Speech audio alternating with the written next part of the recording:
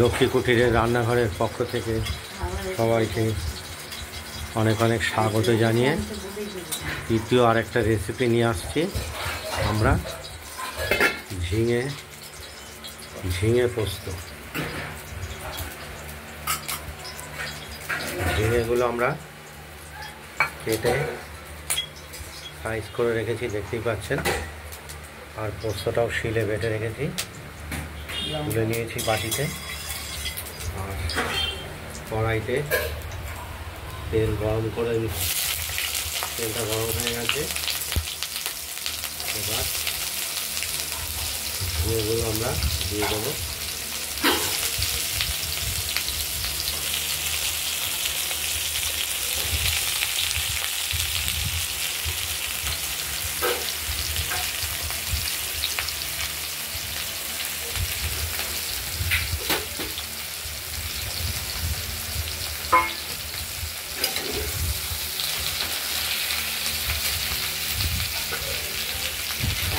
নুন দেবো,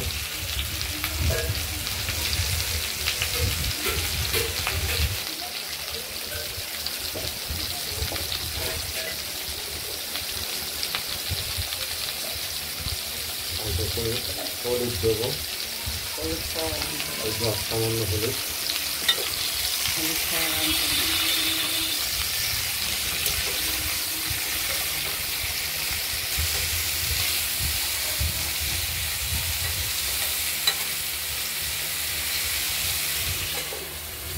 দেখতে থাকুন, ঢাকা দিয়ে দিলাম।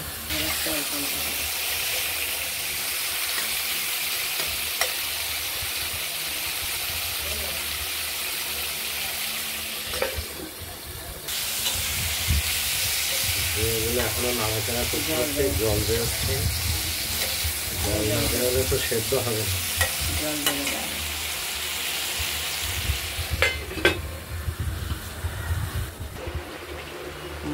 ঝিঙেটাকে আরেকটু সেদ্ধ করে আমাদের নিতে হবে। সামান্য পরিমাণে স্বাদ মতো চিনি দিয়ে দিলাম, গুঁড়ো চিনি।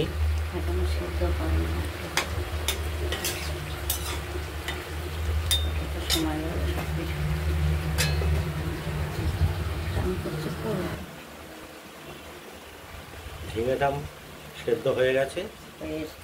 বেটে রাখা পোস্ত আর কাঁচা লঙ্কা এটা দিয়ে দিলাম।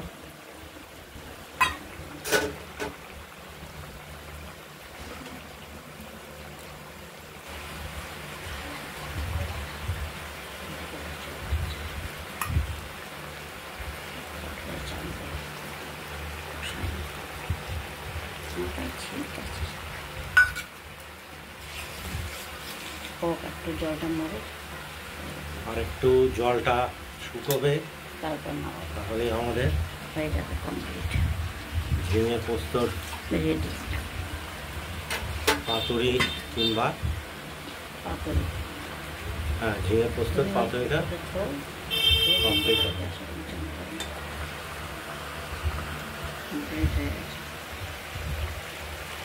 ঝিঙে পোস্তর পাতুরি হয়ে গেছে। ঝিঙেটাও সেদ্ধ হয়ে গেছে, দেখতেই পাচ্ছেন। একটু জল জল এরকম রস থাকবে, এটা পরে আরেকটু টেনে যাবে। কমপ্লিট, এটা কড়াইতেই থাকবে।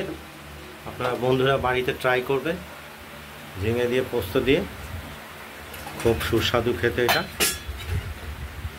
আর আমাদের একটু কমেন্টস করে জানাবেন। আর আমাদের এই লক্ষ্মী কুটিরের রান্নাঘরের চ্যানেলটাকে শেয়ার, লাইক এবং সাবস্ক্রাইব করে রাখবেন, যাতে আমরা আগামী দিনে নতুন নতুন রান্না দেখাতে উৎসাহ পাই।